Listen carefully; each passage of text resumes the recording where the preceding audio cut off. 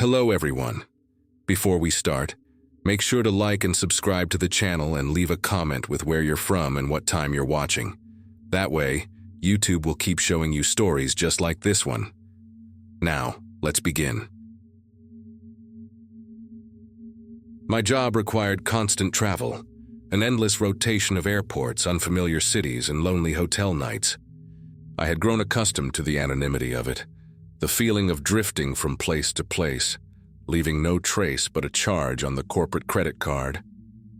The Alistair Hotel was no different, at least at first. It was a relic of a bygone era, a hulking red brick building in the heart of a slowly decaying Midwestern city. The vast lobby, with its threadbare Persian rugs and dusty brass chandeliers, spoke of a faded grandeur. I checked in on a rainy Monday evening and was given the key to room 413, a corner room at the end of a long, unnervingly quiet corridor. For the first few days, things proceeded by routine. I spent my days in meetings, returning to the hotel after dark, ordering room service, and working on my laptop until exhaustion claimed me. The room was unnecessarily spacious with high ceilings and heavy dark wood furniture. The window offered a view of a narrow alley, facing the plain brick wall of another building. Nothing remarkable. I barely registered my surroundings, treating it as just another temporary space to exist. The first anomaly occurred on Wednesday night. I was brushing my teeth preparing for bed when I heard it, a faint, almost imperceptible sound from the hallway. It was a soft scratching at my door. I froze, toothbrush midway to my mouth, listening. The sound repeated, a brief dry scritch of something scraping against the wood. I reasoned it might be a flyer being slid under the door, or perhaps a sound from the next room carrying through the old walls. I spat, washed my face, and climbed into bed, trying to dismiss it. The next night it happened again. This time I was already in bed, reading under the dim glow of the bedside lamp. The scratching was clearer, more deliberate, a slow rhythmic tempo. It didn't sound like an animal. It had a disturbing patience. I quietly set my book down, crept to the door, and peered through the peephole. The corridor was empty, the sickly yellow light from the wall sconces illuminating the complex pattern of the carpet. There was no one there. I stood for a long time, my heart thumping against my ribs. The silence settled back in, heavier and more stifling than before. My sleep that night was fitful, haunted by images of long, skeletal fingers clawing at my door from the outside. The incidents escalated. The next morning as I left for work, I noticed something on the brass doorknob. It was a long, thin, shiny scratch across the tarnished metal. It was fresh. Undeniably fresh. My stomach tightened. This was not my imagination. Someone had genuinely been at my door last night. All day in my meetings I couldn't focus. The image of the scratch kept flashing in my mind, a tangible proof of my growing fear. I considered reporting it to the hotel management, but what would I tell them?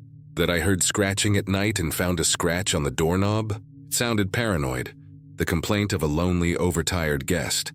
So I kept silent, but I became hyper-vigilant. Each time I walked down the corridor, I felt a sense of being watched from behind the closed doors. I started to notice small details.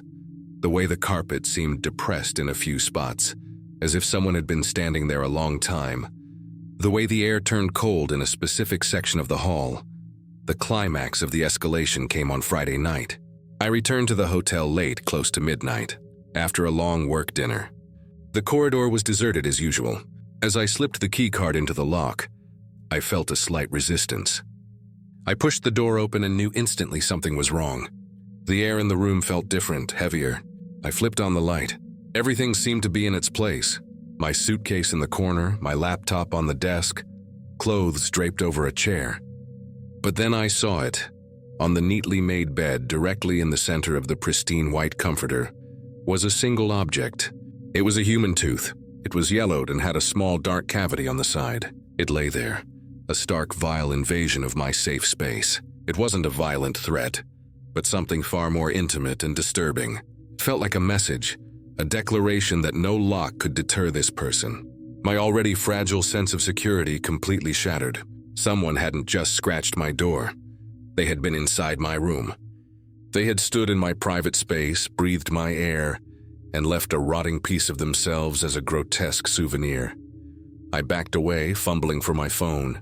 This time I didn't hesitate. I called the front desk, my voice raw with panic. The night clerk, a bored-sounding young man, promised to send security up immediately. I stood pressed against the wall, my eyes glued to the tooth, as if it might rise and crawl toward me. 10 minutes dragged by like a century. No one came. I called again. This time no one answered. The line simply rang on and on endlessly. A consuming panic seized me. This hotel was not safe. Maybe it never had been. I had to leave now. I didn't dare pack my things. Just wanted to get out. I grabbed my wallet and car keys, bolted from the room, and didn't look back at the bed. The hallway was empty as always, but its silence now felt malicious. I ran toward the elevator, hitting the call button repeatedly. The heavy metal doors slid open slowly. I stepped inside, turned, and frantically hit the door close button. Just as the doors began to seal, I saw it. Down at the far end of the corridor, a room door I had always assumed was unoccupied slowly creaked open. In the deep shadow of the gap, I caught a glimpse of a face, or at least the suggestion of one. It was white and featureless with deep empty sockets for eyes.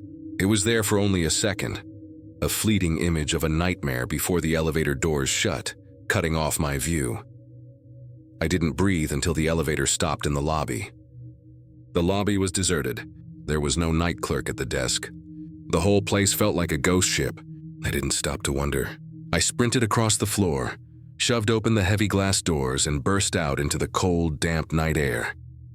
The rain had stopped, but the streets were wet and glistening under the streetlights.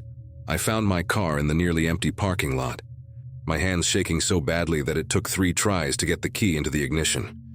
As the engine roared to life, I locked all the doors and slammed the gas pedal, tearing out of the lot without a glance in the rearview mirror. I drove all night, stopping only for gas. I was hundreds of miles away before the sun began to rise, painting the horizon pink behind me. I never called the police. What would I have said? That I found a tooth on my bed and saw a face in the dark? Sounded insane. My company asked why I checked out early and drove home instead of flying. I manufactured some excuse about a family emergency. They accepted it, but I think they knew something was wrong. I quit 2 months later, taking a desk job that required no travel. Years have passed, but I can't forget the Alistair Hotel. I don't know who or what that person was, or what they wanted. Perhaps a dangerous transient who had found a way to slip inside. Or perhaps something worse, something part of the building itself. A presence that had always been there, patiently waiting in the empty halls. Sometimes in the middle of the night, I wake with the certainty that someone is just outside my bedroom door. I lie still in the dark, holding my breath, listening for the scratch that never comes. The fear never truly went away. It simply changed locations. It doesn't live in room 413 anymore.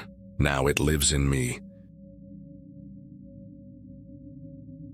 I arrived in the city during a damp autumn, when the yellow and red leaves clung to the pavement like sodden stamps.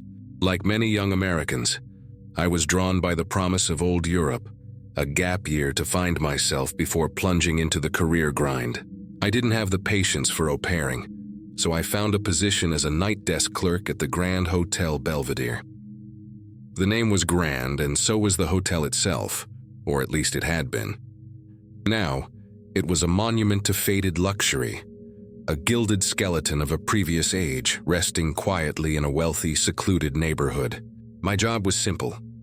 Check in late arrivals, answer phones, and mostly sink into the vast silence of the marble lobby from midnight until dawn. For the first few weeks, the solitude was welcome. I read thick novels, practiced my clumsy attempts at the local language, and felt like a character in an old story.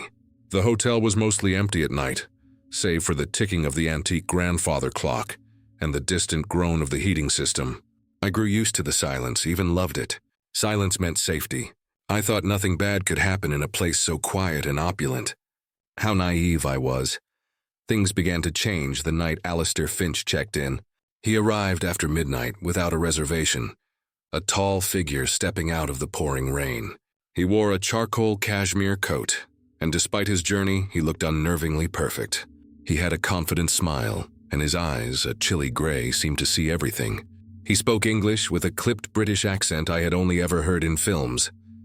He stated he required a suite for an indefinite period, perhaps a few weeks, perhaps a few months. He paid for the first month in a thick wad of cash. Mr. Finch was the perfect guest. Courteous, quiet, and almost invisible. He left the hotel in the morning and returned late at night. Occasionally, he'd pause at the desk for a brief chat. The conversations were initially mundane, but slowly I began to notice a strange pattern. He seemed to know things about me he couldn't possibly know. One night, he commented on my left-handedness as I handed him his key. Another time, he asked about my old college football team, a small Midwestern school most Americans hadn't heard of. I laughed awkwardly and asked how he knew, and he just smiled, saying he had a knack for people. A sense of unease began to creep in. I started to feel his presence even when he wasn't there. Walking the long, empty corridors at night, I constantly had the sense of being watched.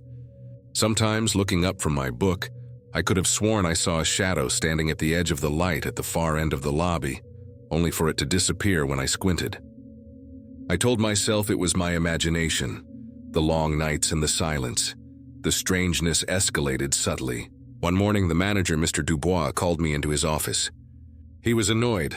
A guest in room 312 had complained that their wake-up call hadn't been made. I was certain I had said it. I had logged it in the notebook, as always. But when we checked the system, there was no record of the request. A few days later, an important package addressed to another guest vanished from the storage closet behind the desk. I was the only one who had been there when it was delivered. I was reprimanded. I felt like I was losing my mind, or that someone was deliberately making it seem that way.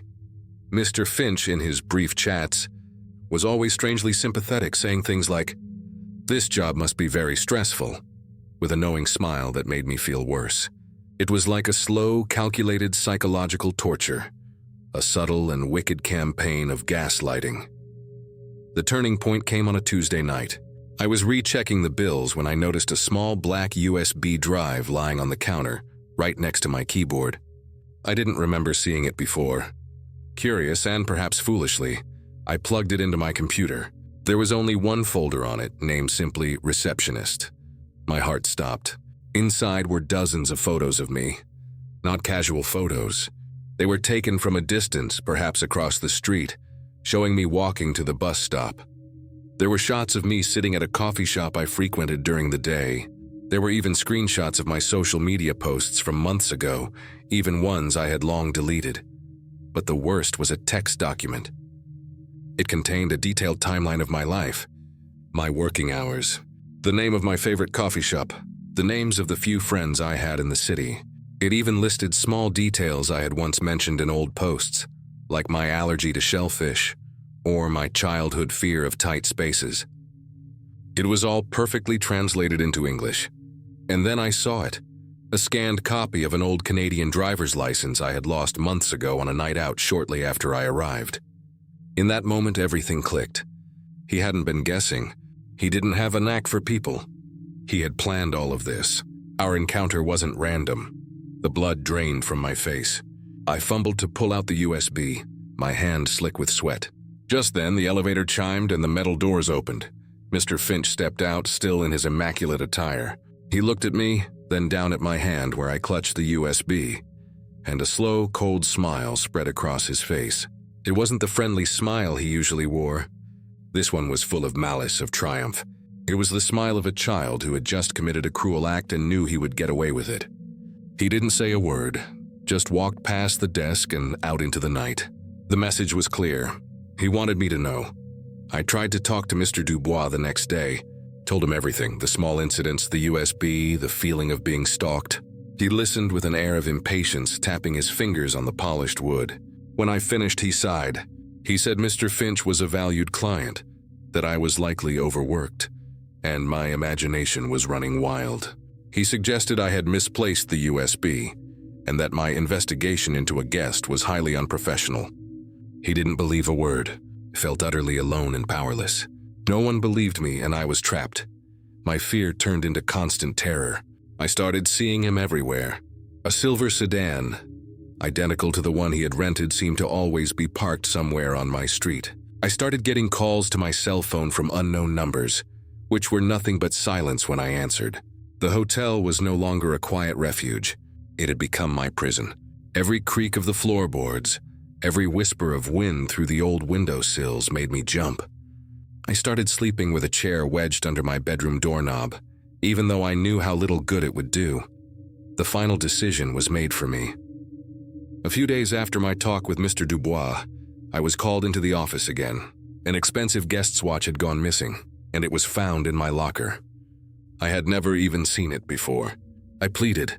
I begged, trying to explain I had been framed, but Mr. Dubois' eyes were stone cold. Mr. Finch stood in the hallway as they escorted me out, a look of feigned concern on his face. I left that city the next day with one suitcase and a crushing sense of defeat. I didn't go to the police. What proof did I have? The word of a foreign night clerk against a wealthy, respected businessman? I knew they wouldn't take it seriously. Months have passed since then. I'm back in the States trying to rebuild my life, trying to convince myself I'm safe. But the fear remains, a cold hollow in my stomach that never leaves. Sometimes at night when I'm alone, I think of him.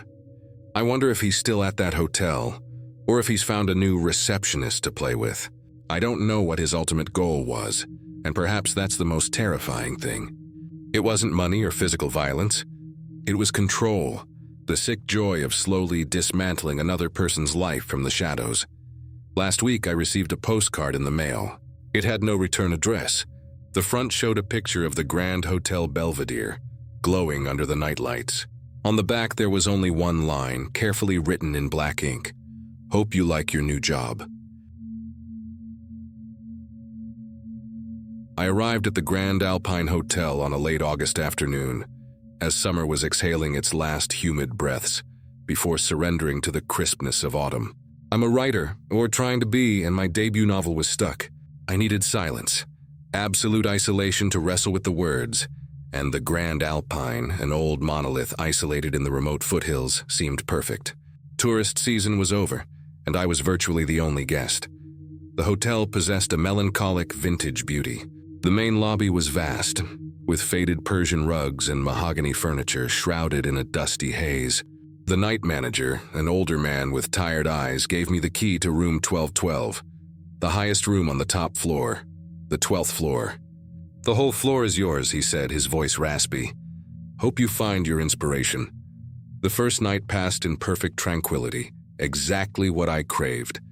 Only the wind whistled through the old window seams, and the occasional branch scraped the brick. I got a few pages written, the block finally starting to lift. But the peace didn't last. On the second night, as I lay in bed trying to fall asleep, I heard it, a light tapping coming from directly above the ceiling. It was utterly consistent, both in rhythm and volume. Initially, I dismissed it as the normal settling of an old building, maybe an expanding pipe or an animal on the roof. But it didn't stop. It continued, monotonous and persistent, as if someone was patiently sending a message I couldn't understand. The strange thing was, the manager had told me I was on the top floor. Above me could only be the roof. The thought of someone being on the roof in the middle of the night was genuinely unsettling. Eventually, the tapping ceased and I drifted off in exhaustion. I had hoped it was a one-off, but I was wrong. The next night, around the same time, the tapping started again, but this time it was significantly louder. And it wasn't just tapping. I could hear scraping and dragging, as if something heavy were being moved back and forth across a wooden floor. The sounds were too clear, too purposeful to dismiss as the usual noises of an old house. Fear began to crawl into my mind. My rational side searched for a logical explanation, but couldn't find one. According to the manager, there was nothing above me. The next morning, unable to bear it, I went down and confronted the manager. I kept my voice as calm as possible, asking about an attic or any space above the 12th floor. He looked at me, his expression unchanged. "There is nothing up there, young man," he said definitively. "The 12th floor is the top floor. Just the roof." His conviction made me feel foolish, but I knew what I had heard. Frustrated and without answers, I decided I had to find out for myself. I began to explore the hotel. I wandered the deserted corridors, feeling like an intruder in my own temporary home. I noticed something unusual at the very end of the 12th floor hallway, behind an old linen cupboard. It was a small metal door, painted the same color as the wall and almost completely obscured. It had no handle, only a rusted lock that looked as if it hadn't been touched in decades. Curiosity overwhelmed my fear. I went back to my room, fetched a small blade from my multi-tool, and after some wrestling managed to snap the fragile lock. The door opened with an awful, groaning creak, revealing a dusty metal spiral staircase leading up into darkness. A blast of musty, stagnant air hit me. I switched on my phone's flashlight and descended. What I stepped into was not an attic. It was a full floor, a secret 13th floor. The vast room was cloaked in shadows, the furniture draped in yellowed white sheets. But what chilled me to the bone were the signs of recent occupation. In one corner, there were several empty takeout containers and scattered water bottles. But the most horrifying sight was on the walls.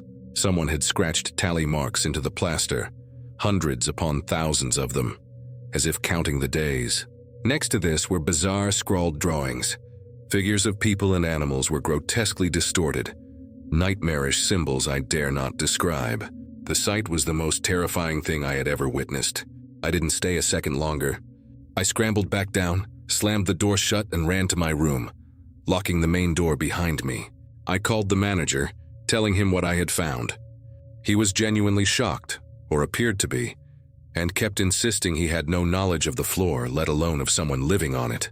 He promised to investigate immediately. I couldn't sleep that night. Every little noise in the hotel made me jump. Around 3 a.m. I was startled by a profound silence. Then I heard the sound. It wasn't from the ceiling anymore. It was right outside my door. I held my breath, listening. Someone was standing there just outside in absolute stillness. I could feel their presence. My heart started to hammer against my ribs.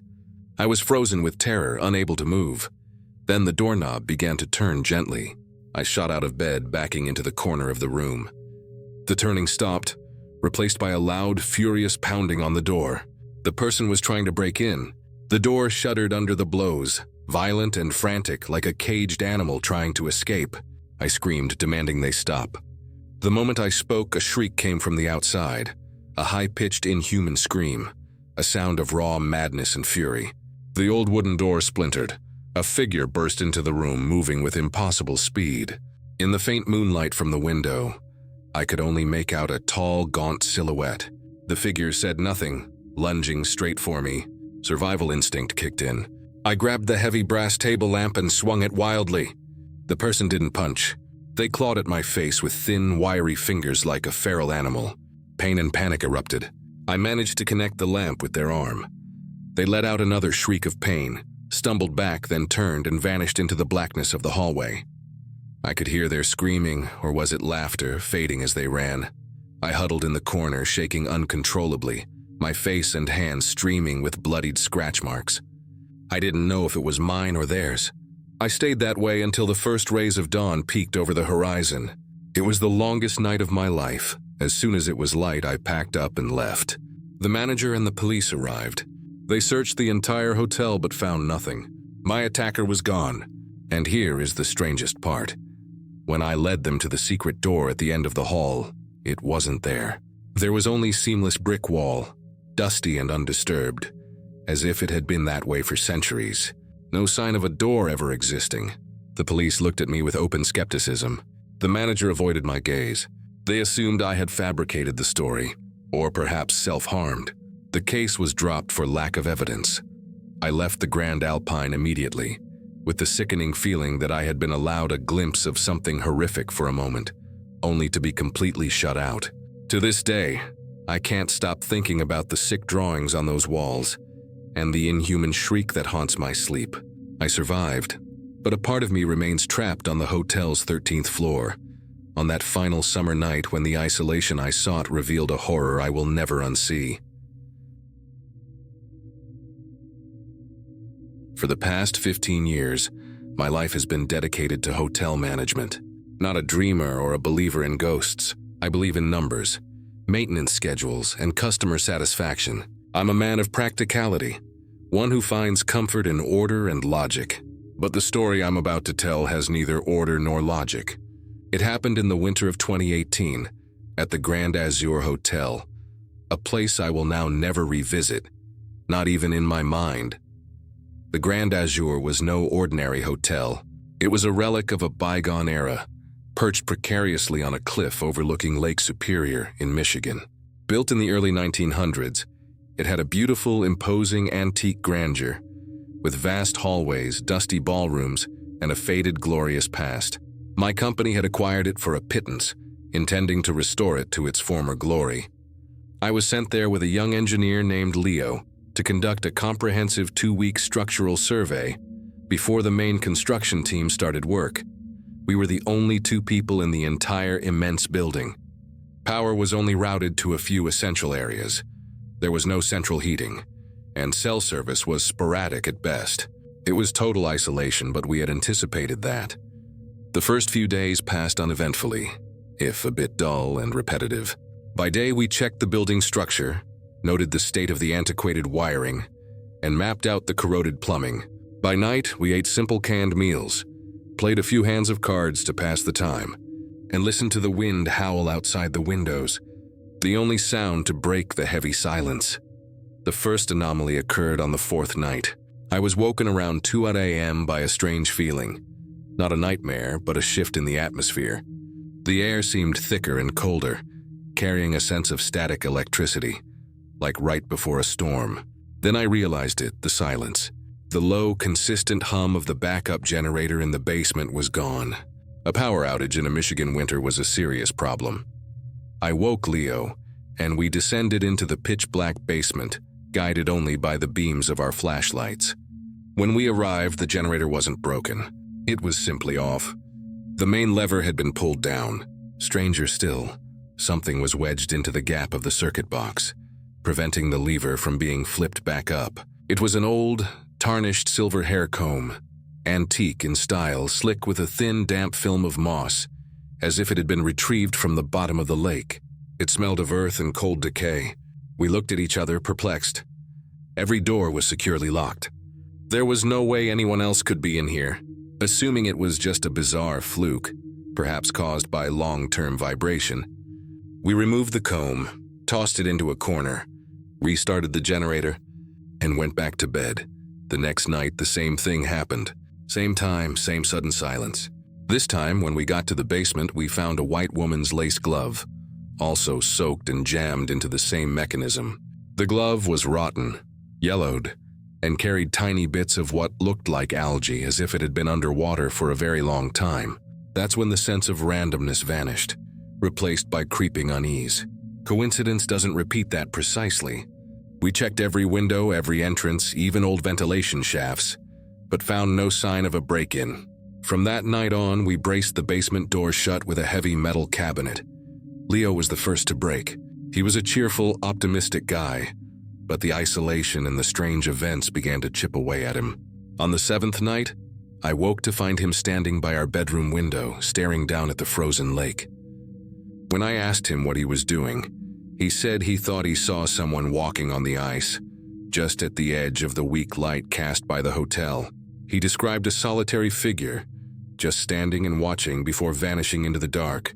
After that, Leo grew increasingly erratic.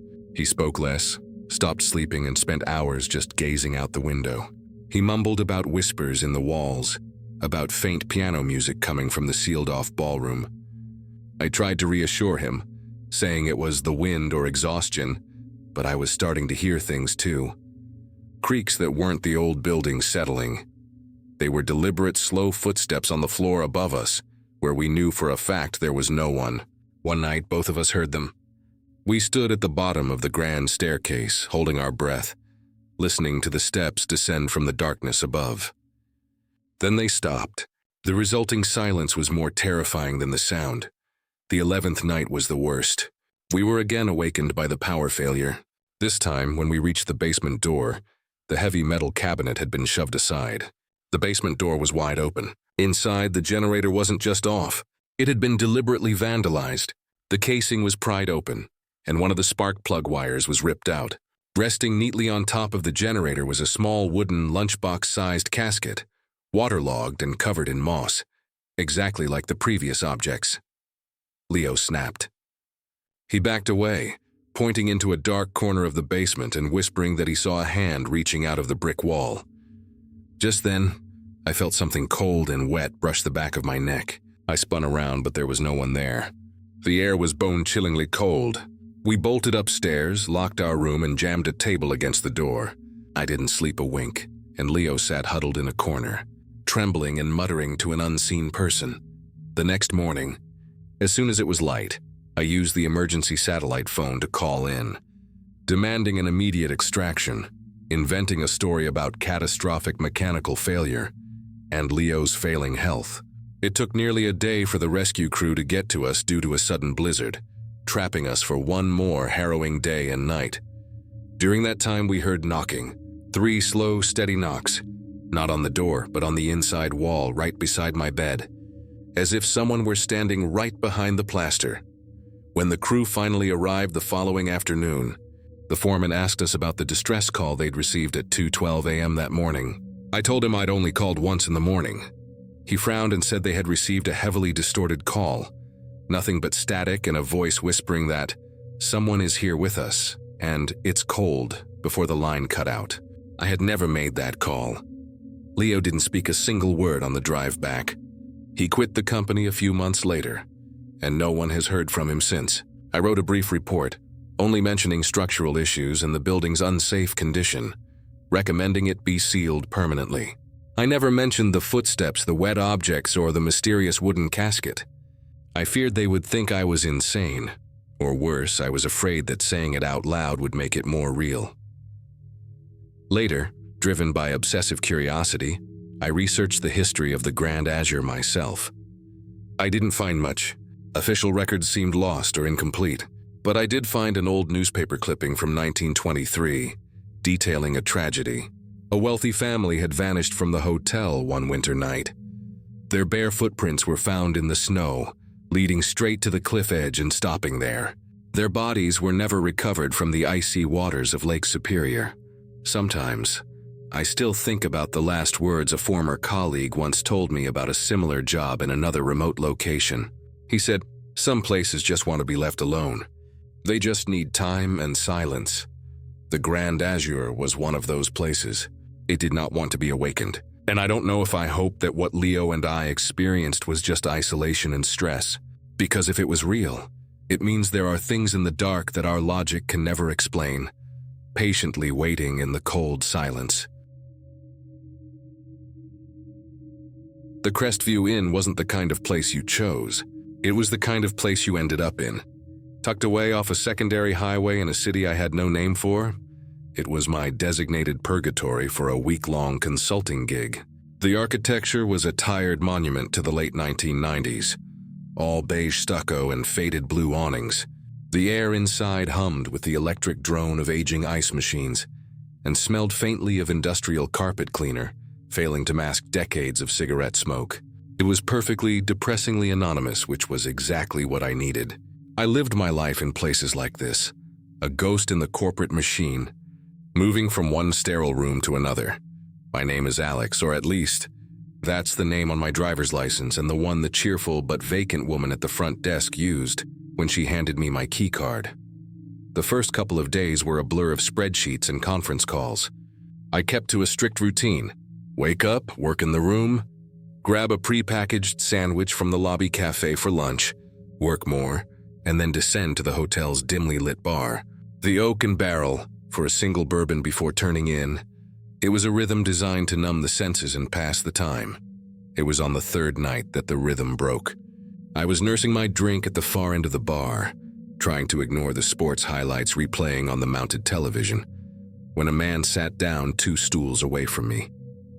I wouldn't have noticed him, except for the way he seemed to absorb the light around him.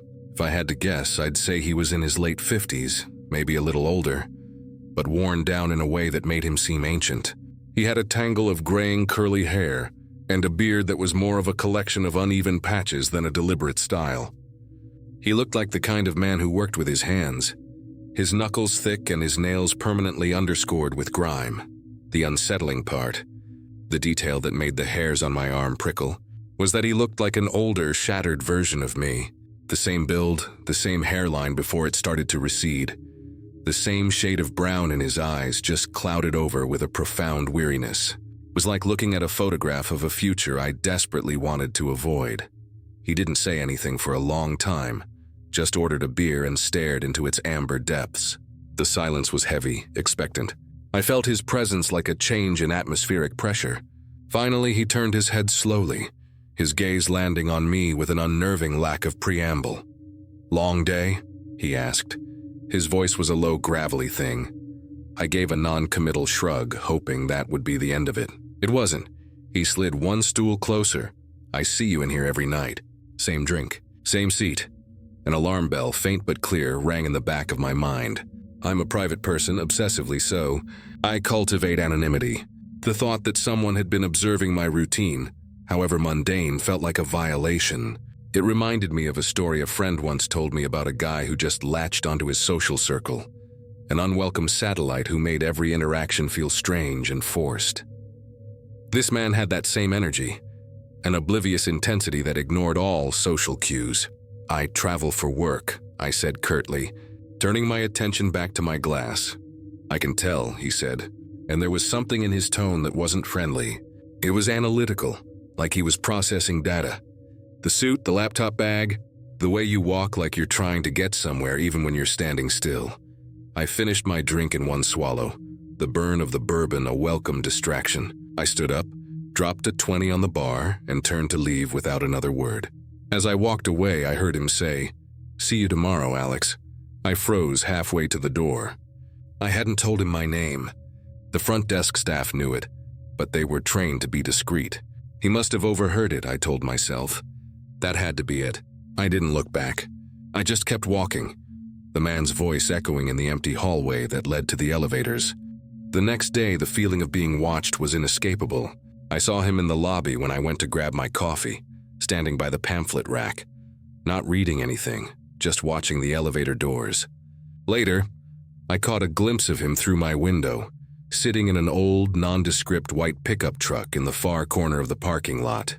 He was just sitting there staring up at the hotel, at my section of the hotel. It was a bizarre, obsessive-compulsive focus that felt deeply wrong, almost psychotic. I closed the blackout curtains and spent the rest of the day feeling like a target. That night, I decided to skip the bar and order room service. I couldn't shake the feeling of dread. An hour after my food was delivered, there was a sharp knock on my door. It wasn't the rhythmic, polite rap of hotel staff. It was harder, more insistent. I looked through the peephole and my blood ran cold. It was him. He was wearing a dark blue jacket with a cheap iron-on patch on the sleeve that said, "Hotel Maintenance." It was a laughably poor costume, something that wouldn't fool anyone paying attention. But in the dim lighting of the hallway, to a tired or distracted guest, it might have seemed just official enough. "Evening," he said through the door. "Routine check on the sprinkler system. Just need a minute." My mind raced. This was a lie. A blatant, transparent lie. It felt like one of those situations you hear about, where someone in a uniform that isn't quite right pulls you over on an empty highway, and you slowly realize they aren't who they say they are. I didn't answer. "Sir, it's mandatory. Fire code." His voice had an edge of impatience now. Instead of arguing, my better judgment forced me into a different kind of action. I silently backed away from the door, picked up my cell phone and started dialing the front desk. As my finger hovered over the call button, I heard the telltale click of a key card being slid into the reader. Then the light turned green and the handle began to turn. He hadn't needed me to let him in. He had a key. Panic, cold and absolute, seized me. I scrambled into the bathroom and locked the door, just as my hotel room door swung open. I heard his heavy footsteps on the cheap carpet. I didn't have a weapon, nothing but a bottle of overpriced hotel shampoo. My heart was a frantic drum against my ribs. I could hear him moving around my room, the soft rustle of him going through my things. It wasn't a frantic search. It was slow, methodical. He was analyzing my possessions just as he had analyzed my habits. Then silence. A few moments later, I heard the room door click shut. I waited, not breathing, for what felt like an eternity before I dared to creep out of the bathroom. The room was just as I had left it, with one small, terrifying exception. My wallet and phone, which had been on the nightstand, were now on the desk. My laptop bag, which had been zipped, was now slightly ajar.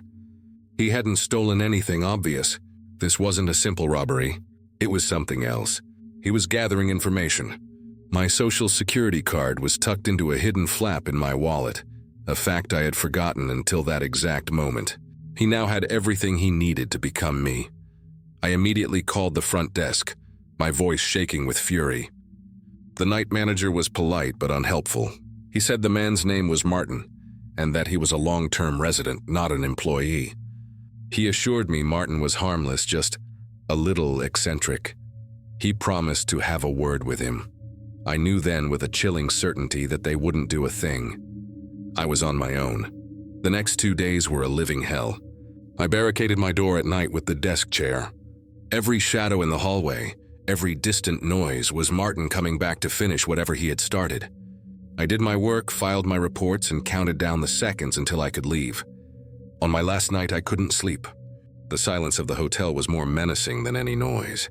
Sometime after midnight, driven by a primal need to understand, I made a decision that was equal parts brave and foolish. I decided to take matters into my own hands. I remembered Martin mentioning he used to help the old owner with maintenance tasks, and that there was a world of forgotten things in the basement service corridors. Armed with a heavy glass water pitcher from the desk, I took the service elevator down to the basement. The air was damp and smelled of dust and ozone. A single flickering fluorescent bulb illuminated a long hallway lined with locked storage closets. I tried the handles one by one. Most were bolted shut, but near the end of the hall, one door handle jiggled a little. It was secured only by a simple padlock. Using the edge of a metal sign I found propped against the wall, I managed to pry the rusted hasp open with a grating screech. The room was small, crammed with discarded furniture and boxes of old hotel files. But in the back corner on a small wooden table was Martin's world. It was a shrine to his victims. There were at least a dozen wallets fanned out like a poker hand, a pile of driver's licenses, a handful of passports, keys, watches, a woman's locket.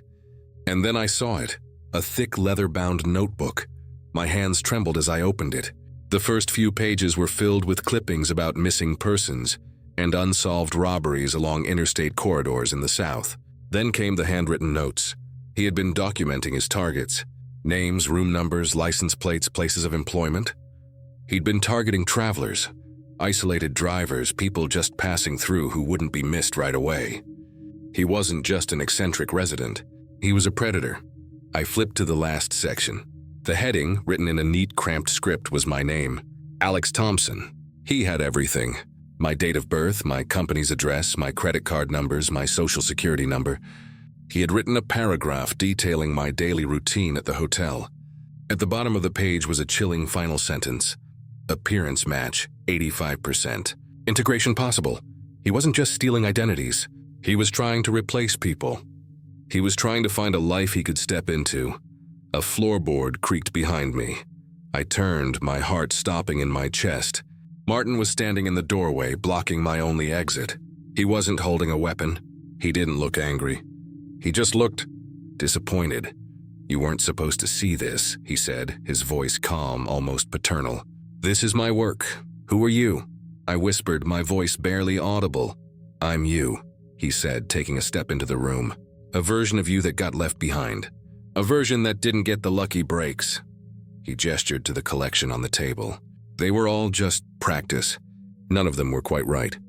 Too old, too young, wrong profession, but you're perfect. He took another step. In that moment, I knew he had no history of real violence. His game was psychological, a form of erasure. But he was cornered now, and I had no idea what he was capable of. I didn't wait to find out. I feigned a move to my right, and when his eyes followed, I lunged to the left, shoving a stack of dusty boxes into his path and bolting for the door. I didn't stop running until I hit the lobby. I didn't care how I looked, a wild-eyed man in a wrinkled shirt clutching a water pitcher. I yelled for them to call the police. This time they listened. The police found him sitting calmly in the storage room, waiting. The evidence was overwhelming.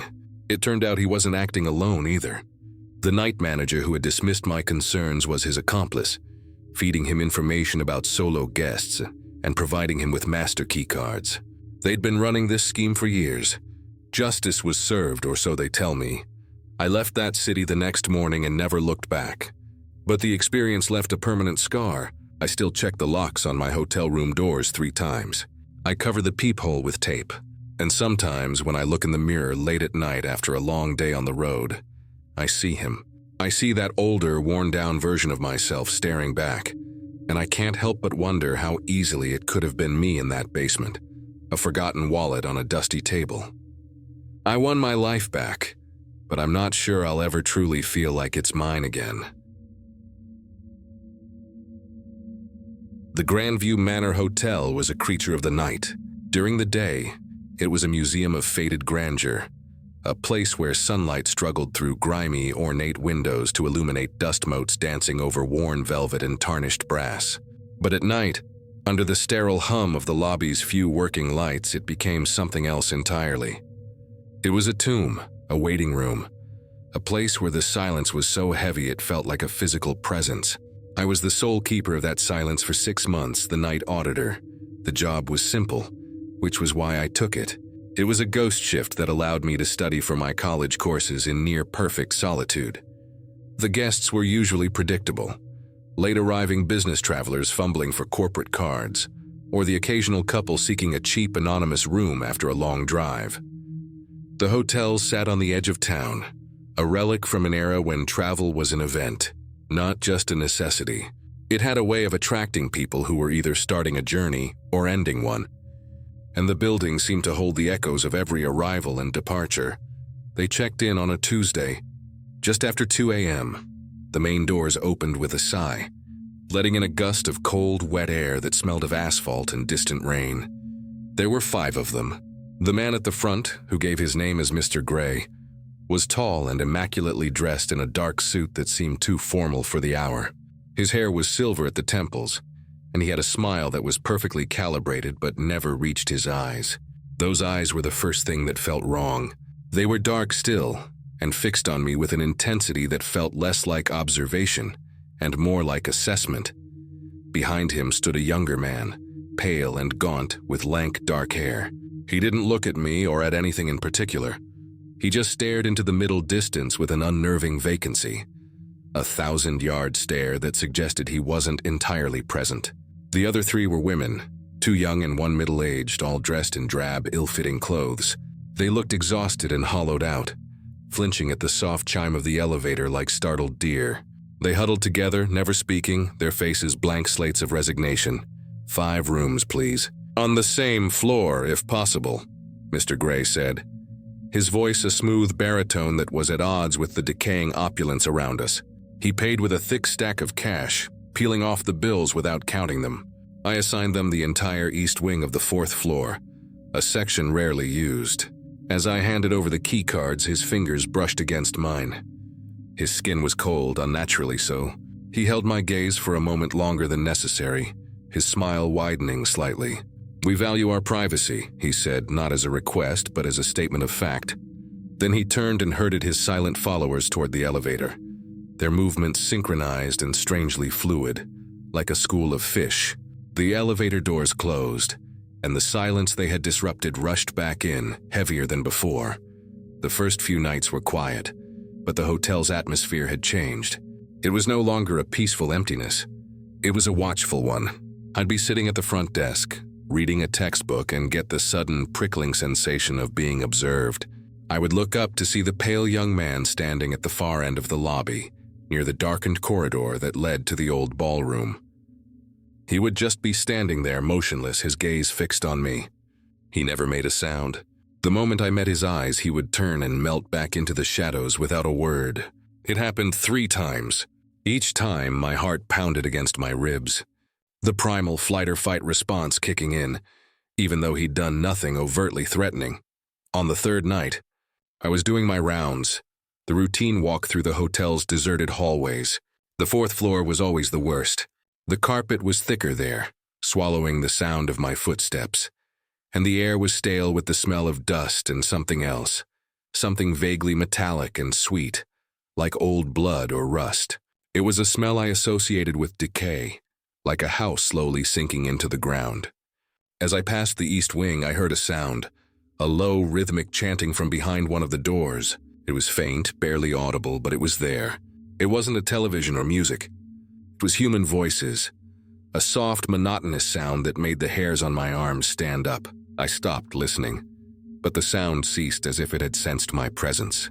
The silence that followed was more unnerving than the noise itself. The next night, one of the young women came down to the lobby. Her clothes were wrinkled, and she looked like she hadn't slept in days. She asked for a bottle of water from the small, overpriced cooler behind the desk.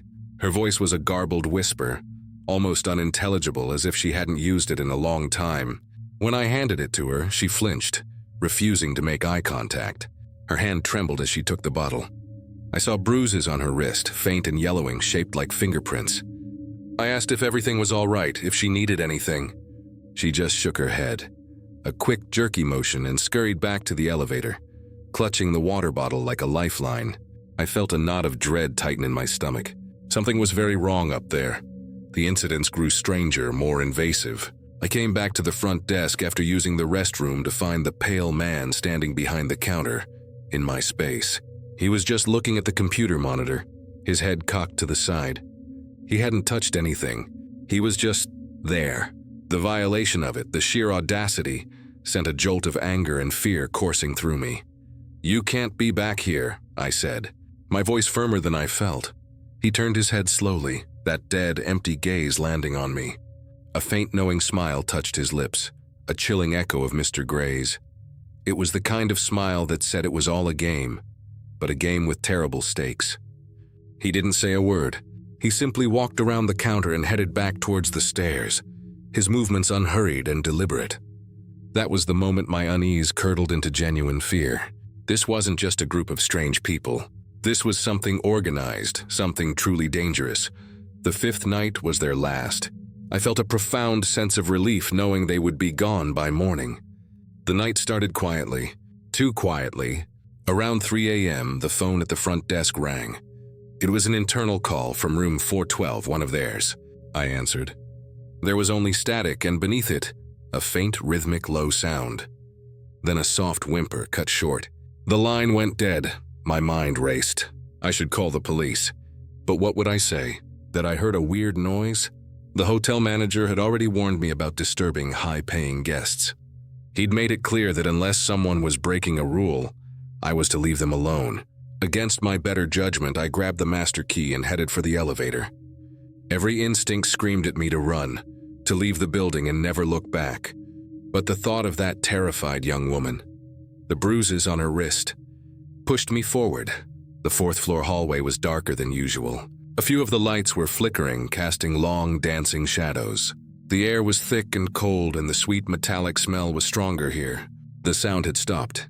The silence was absolute. I reached room 412. The door was slightly ajar. I pushed it open. The sight within didn't hit me like a wave of horror, but like a slow creeping paralysis. The room had been transformed. All the furniture, the bed, the chairs, the desk, had been pushed against the walls, creating a large open space in the center. The carpet had been pulled up, exposing the dark wooden floorboards beneath. And on those floorboards, drawn in what looked like chalk or ash, was a complex star-like symbol, a pentagram of sorts. The three women were kneeling inside the symbol, their heads bowed, motionless. The pale young man stood guard by the window, his back to me. And in the center, sitting cross-legged, was Mr. Gray. He was looking directly at me, his face calm, his unnerving smile in place. He had been waiting for me. He knew I would come. I didn't wait for him to speak. I didn't wait to see what would happen next. I backed out of the room, my movements stiff with terror. I turned and ran. I didn't look back, but I felt his eyes on me, burning into my back the entire way. I half expected the pale man to be waiting for me in the hall, to grab me, to stop me. But the hallway was empty. I didn't stop running until I burst out of the hotel's front doors into the pre-dawn gray. I called the police from a block away, my hands shaking so badly I could barely dial. When they arrived, the group was gone. They had vanished. The rooms were empty, the beds neatly made. There was no sign of a struggle, no evidence they had ever been there, save for one thing. In room 412, under the corner of the freshly relaid carpet, an officer found a single deep scratch etched into the wood. a piece of the symbol I had seen. The hotel fired me a week later for panicking a guest and involving law enforcement unnecessarily. They said the group had checked out peacefully and there was no evidence of any wrongdoing. But I knew what I saw. That place, Grandview Manor, it remembers them.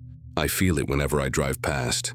The structure itself seems tainted, holding on to the darkness that they brought into it. Years have passed. I finished college, got a normal job, and tried to forget. But sometimes late at night I still have nightmares. In them, I'm back in that hallway, and I hear the low sound from behind the door. But this time I don't run. I open the door and Mr. Gray is there, smiling that terrible smile. He gestures for me to enter the circle. "We all have a third eye," he says, his voice like silk and rust. "It lets you see the truth." I always wake up before I take a step.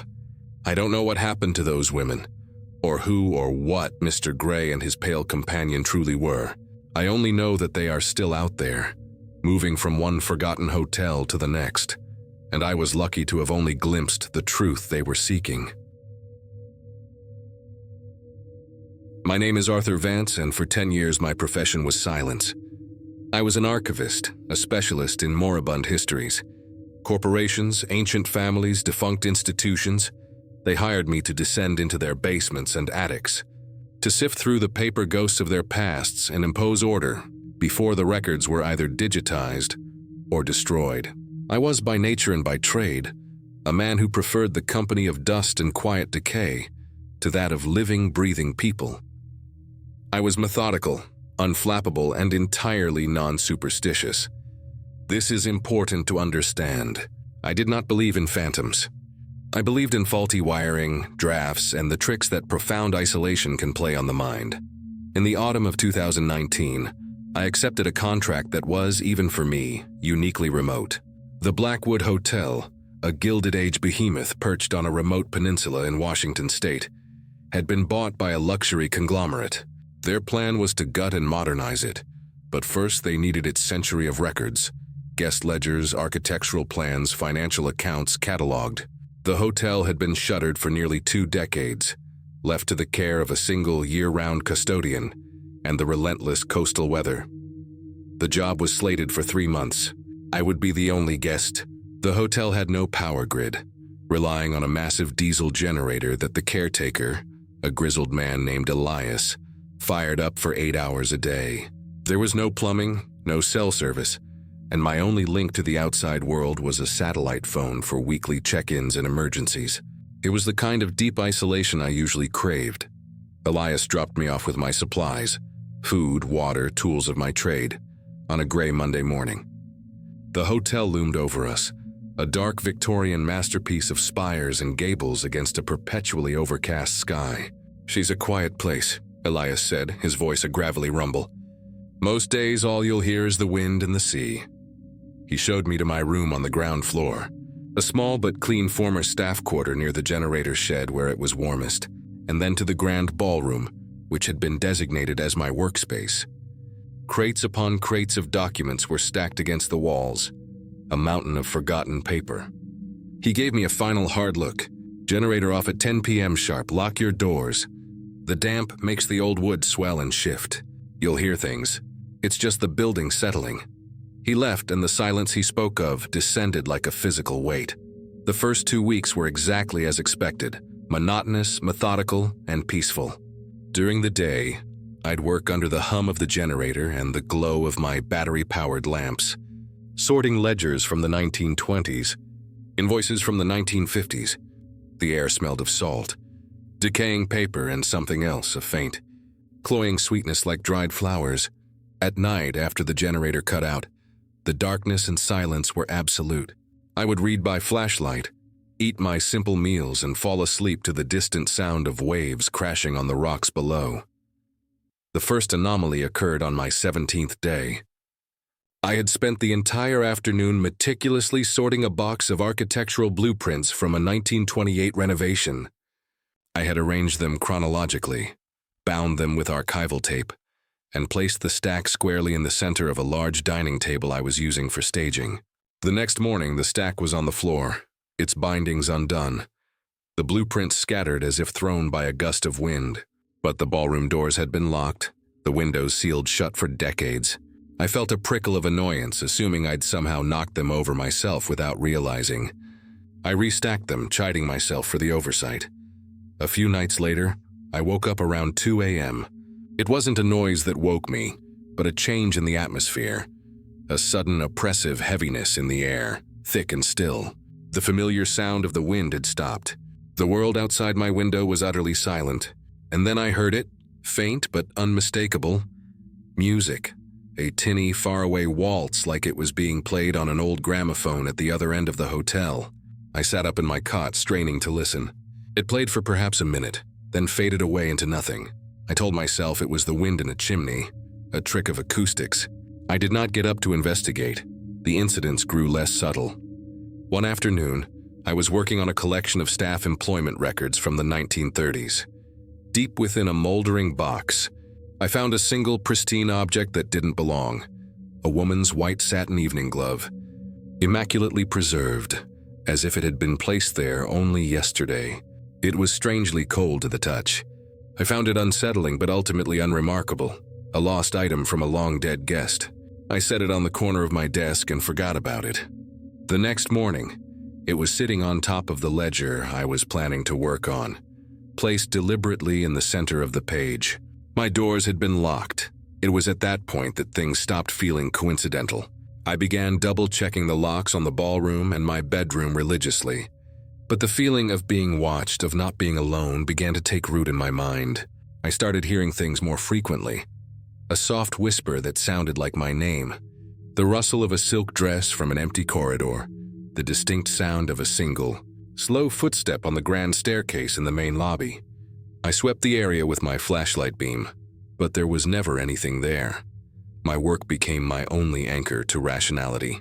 I focused on the ledgers, the names, the dates.